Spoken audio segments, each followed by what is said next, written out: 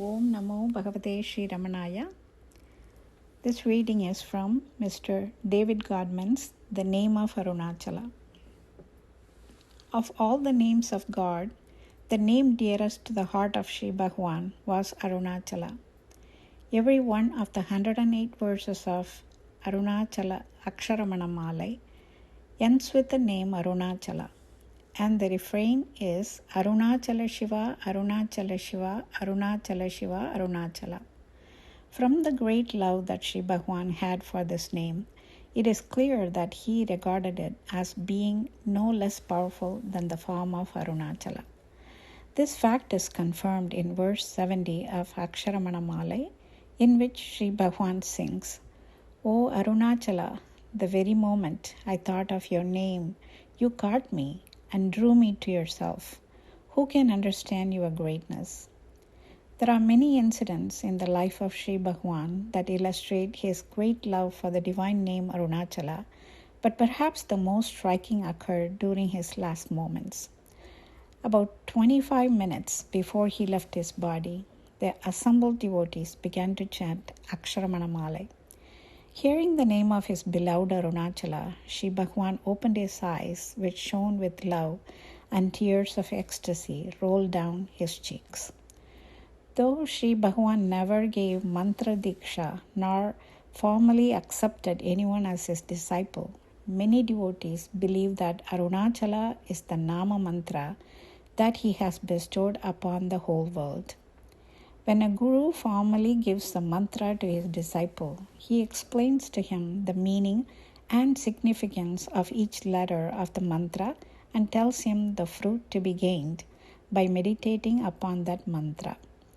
In the same manner, in the second verse of Sri Arunachala Navamani Malai, Sri Bhagwan has explained the meaning of each syllable in the name Arunachala, and he has declared that mere thought of this name will bestow liberation.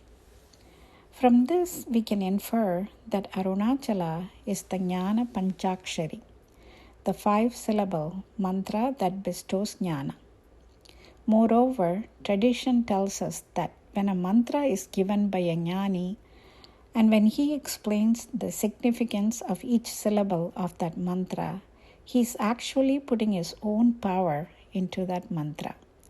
Therefore, if any devotees of Sri Bhagwan wish to have a mantra, they can very well take Arunachala to be the mantra openly given to them by him. The power of the name Arunachala was once directly confirmed by Sri Bhagwan. In 1948, a certain devotee came to him from Bombay, and with him he brought a book in which he had written the name Arunachala Shiva many thousands of times. On the last page of this notebook, the devotee wrote a prayer to the following effect. O Bhagwan, in the life of Sharada Devi, the wife of Ramakrishna, it is written that she has said that if even an animal dies in Kashi, it will attain liberation. Therefore, graciously bestow upon B the boon of death in Kashi. He then gave the notebook to Sri Bhagwan. Bhagwan looked through the notebook, and when he came to the last page, he read out loud the devotee's prayer. At once, he expressed the greatest surprise and exclaimed, Smarnat Arunachalam. The word Smarnat Arunachalam means by remembering Arunachala, and they occur in the very same Sanskrit verse that says that by dying in Kashi, one will attain liberation. Bhagwan then turned to the revolving bookcase by his side and took out a book, probably the Arunachala Mahatmyam. Opening it as if at random, he read out a sentence in Tamil that said, one Arunachala is equal power to 1 crore Om Namah Shivaya. Om Namah Shivaya is believed by Saivas all over India to be the most sacred and powerful mantra. After reading out a few other portions of this book that emphasize the unique greatness and power of Arunachala, Sri Bhagwan finally laid it aside and explained to the devotee that not everyone can see Chidambaram. Not everyone can be born in Tiruvayur. And not everyone can die in Kashi. But anyone and everyone can think of Arunachala from wherever they may be, and thereby they will surely attain liberation. From this incident, we can understand how unhesitantly Sri Bhagavan encouraged devotees to have absolute faith in Arunachala. If devotees of a skeptical frame of mind came to him and asked him how mere thought of Arunachala could bestow liberation, he used to explain the allegorical significance of this saying, since that alone would satisfy their mind. An example of this can be found in Talks with Sri Ramana Maharishi, talk number 473. But if devotees came to him with simple childlike faith, he would strengthen their faith and confirm the literal meaning of this saying. Since he knew from personal experience the great power of the name and form of Arunachala. Om Namo Bhagavate Shri Arunachala Ramanaya. Arunachala Shiva, Arunachala Shiva, Arunachala Shiva, Arunachala. Arunachala Shiva, Arunachala Shiva, Arunachala Shiva, Arunachala. Namo Ramana. Om Namo Bhagavate Sri Ramanaya. My prostrations to Bhagavan Ramana. Namaskar to all. In this Advent celebration, we here from the Tampa All Hall are offering this reading from the book, The Teachings of Ramana Maharshi in His Own Words. It is edited by Arthur Osborne, and it is a description of Bhagavan, of his experience, of how it came to him when he was 16 years old, and he himself described it. And it says like this: it was about 6 weeks before I left Madurai for good that the great change in my life took place. It was quite sudden. I was sitting alone in a room on the first floor of my uncle's house. I seldom had any sickness, and on that day there was nothing wrong with my health, but a sudden violent fear of death overtook me.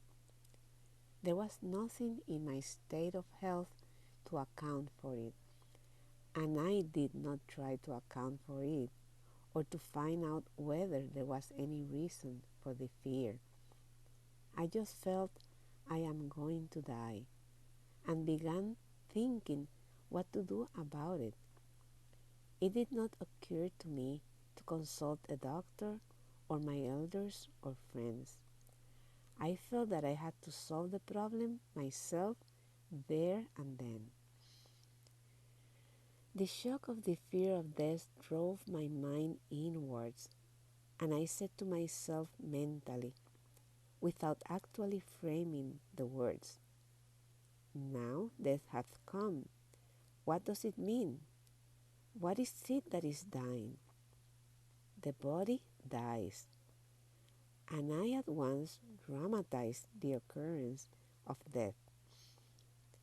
I lay with my limbs stretched out stiff as though rigor mortis had set in, and imitated a corpse so as to give greater reality to the inquiry.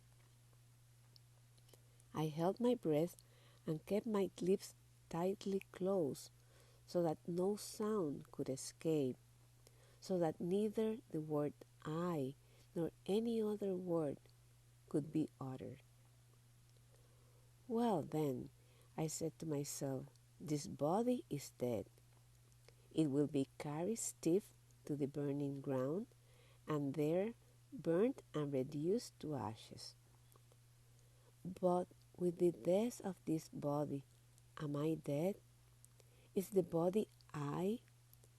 It is silent and inert, but I feel the full force of my personality, and even the voice of the I within me apart from it.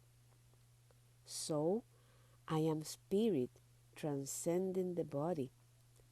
The body dies, but the spirit that transcended cannot be touched by death. That means I am the deathless spirit. All this was not dull thought.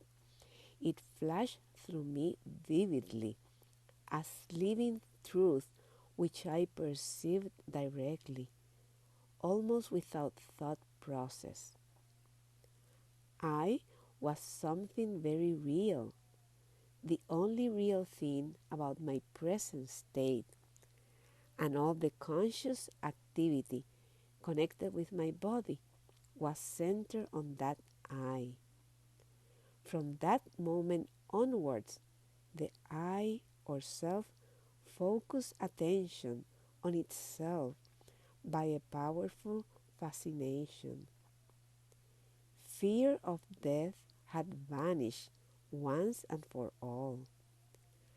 Absorption in the self continued unbroken from that time on. It is the last sentence that is the most remarkable because usually such an experience soon passes, although the impression of certainty that it leaves on the mind is never afterwards forgotten. Very rare are the cases when it remains permanent, leaving a man thenceforth in constant identity with the universal self. Such a one was the Maharshi.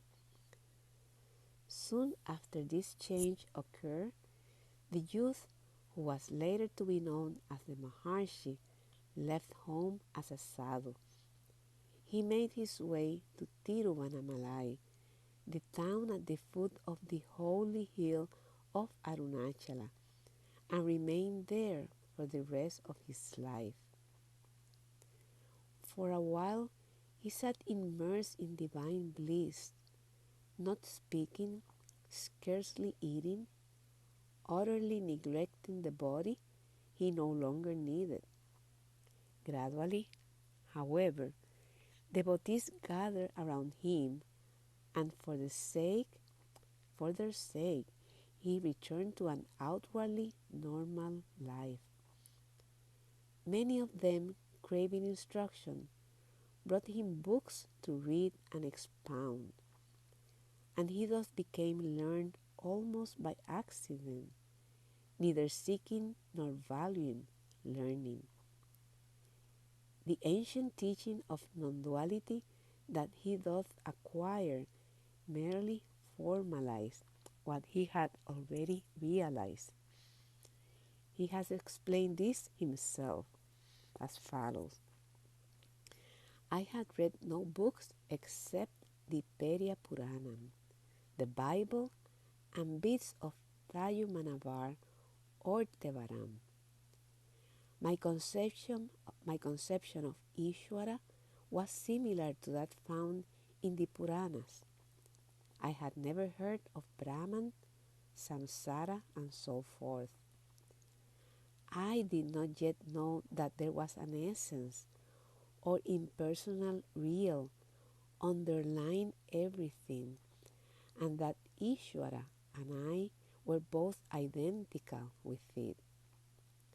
Later, at Tiruvannamalai, as I listened to the Vibhu Gita and other sacred books, I learned all this and found that the books were analyzing and naming what I had felt intuitively without analysis or name. This is the end of my reading. Om Namo Bhagavate Sri Ramanaya.